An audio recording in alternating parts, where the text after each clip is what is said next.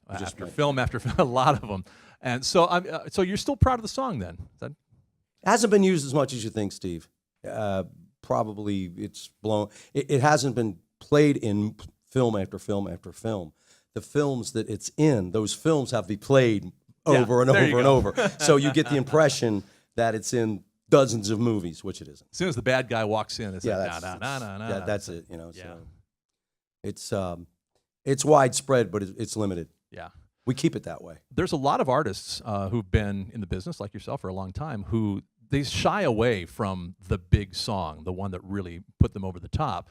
You don't. I know that. And I didn't shy away from a big song. I'd still love to have a big song. What I wanted to have was a song. Mm-hmm.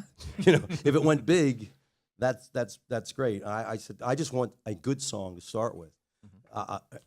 That's ridiculous. Nobody says I shy away from a big song. I wrote this song, and I just don't want to do it. It's called "Bridge Over Troubled Water," and it's really great. But I'm going to shy away from that. No, it's like saying I got a chance to be in a movie called The Godfather, but I'm going to stay away from that. Exactly. See, that just doesn't happen. Everybody would like to have that hit. I mean, what does it say on Dean's gravestone? You know what it says on his gravestone?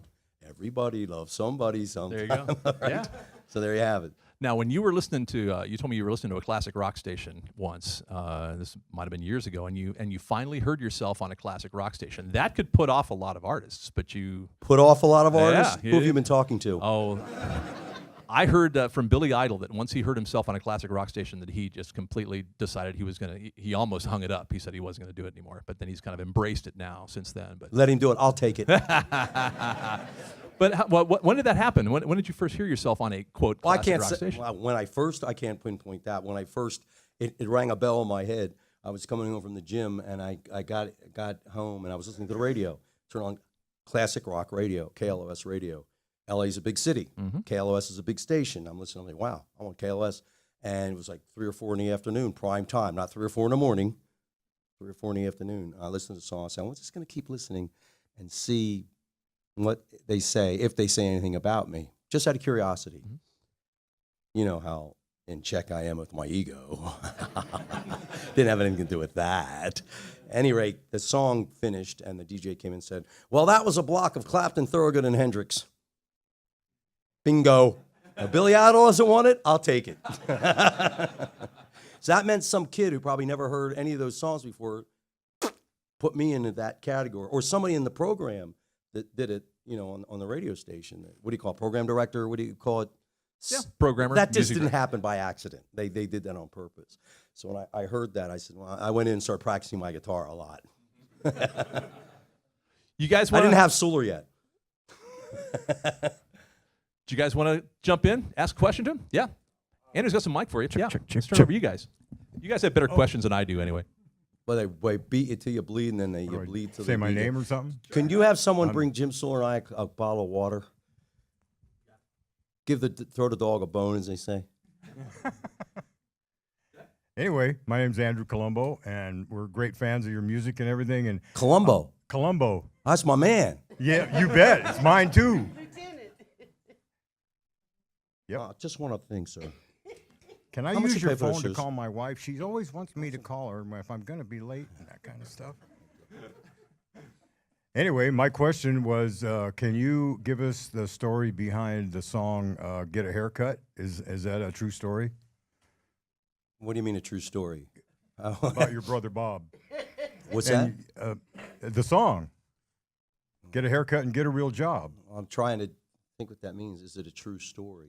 Well, some people it is, I'm sure. I mean, if you grew up in the 60s or 70s, that was the thing, you know. It was. I didn't hear that from my parents, but it was the common thing that you heard in schools, and you know, young boys growing their hair long, they wanted to look like Brian Jones or Jim Morrison. You know how that went. You know how stuff goes. Yeah. And everybody wanted to be in a rock band.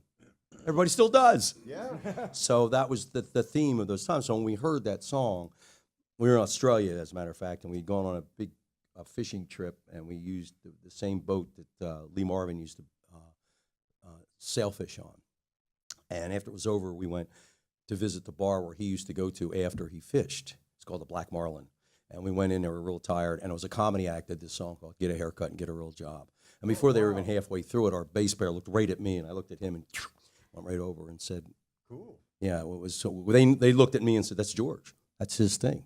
I said, "It's the story of Keith Richards." Am I wrong? Yeah. No, you're not. I mean, that's it, man. So why do you think it became popular? Because people listen to us and say, "No, I don't understand it. I don't get it." Yeah.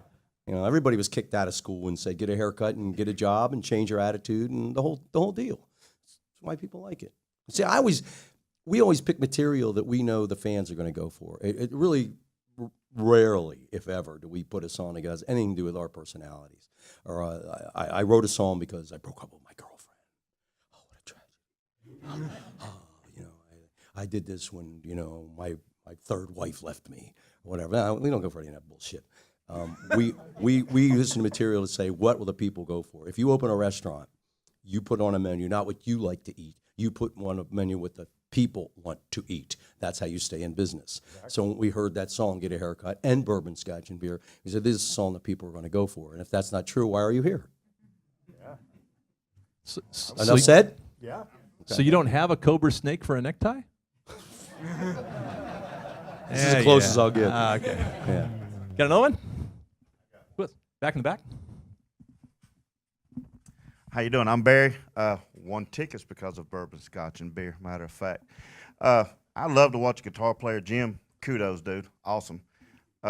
Where did you learn your style of playing? Did anybody influence the way you strum and pick your guitar? Jimmy or me? You, George. Same people as Jim listened to. We listened to everybody. The artist that I jumped on real fast first was John Lee Hooker because I could do it. And from doing that, I moved on to, I said, this is something I can do. And I noticed that a lot of the great rock guitarists, blues rock guitarists, like Can Heat, the Animals, people like that all got into John Lee Hooker. And I said, this is the way, this is the key. And I can do that. You know, if I could have played like George Benson, I would have done that too. But I said, this is something I really get behind. So he was one of the first ones, and I listened to a lot of Elmore James slide guitars. I was trying to get heavy rhythm and heavy slide going. It was something that I picked up quickly. And like you say, if you go to the plate and say, well, this kid can really hit a slider right away, well, then that's what you put him in against. You see, it's you go for what your strengths are first. And say, why don't you learn this? I say, because I can't do it. What, are you crazy or something? No, you go with your strengths. So I heard Hooker, and I went, yeah, that's it. Thanks. Another question? I saw one over here. Nope. Come on, ask a question. It's not really a question. It's more of a request. Would you like to jam? What? They want more music. No, I was saying, like, could I jam with you? Ah. You know, I was really, I'll tell you something else that happened. When I first heard a Destroyer song on the radio, on classic rock radio, classic rock, I thought to myself, I'll never have to make another record again. That was it. And you've got some reissues coming out, too. I think Rounder's doing some reissues on the first several albums. They are? Yeah, I think. Are they? I don't know what they could reissue. There's not that much there. They've reissued. There you go. Always a remaster. Yeah, what do you got? Yeah. What was your first guitar? The first guitar you had? I got a Segovia guitar for a Christmas present. Didn't last long. I sold it in about a month to get a bass. There was a band up the street, needed a singer and a bass player, and they hired me to be their singer, but they needed a bass. They already had two guitars, so I traded in for a bass. And, didn't get into the guitar till many, many years later. And I went through many guitars, as we all do. How many do you have now? Do you have a count? Nah, No collection? I don't collect guitars. I just use my guitars for work. I'm not, Mike Campbell, in his house, there's guitars everywhere. There's guitars in the bathroom. He's got a kitchen door made like a guitar. Yeah. He's got the garage is like a guitar. I'm not one of those people. I just get them for work purposes. I like to collect stories. Stories you can take with you anywhere. You can have one in an elevator. You're stuck in an airport, something like that. You're in the lobby waiting for someone to pick you up. Collecting guitars, I just don't see the point in having something unless I'm going to use it, for my work. And we'll see you use it tonight, Atlanta Symphony Hall, along with the Outlaws. Man, I won't use it. George I'll Thorogood. use it. Yeah. George Thorogood and the Destroyers tonight. Hope you can make it out to the show. Give it up. George Thorogood. Thank you. Jim Seward. Yeah. Thanks.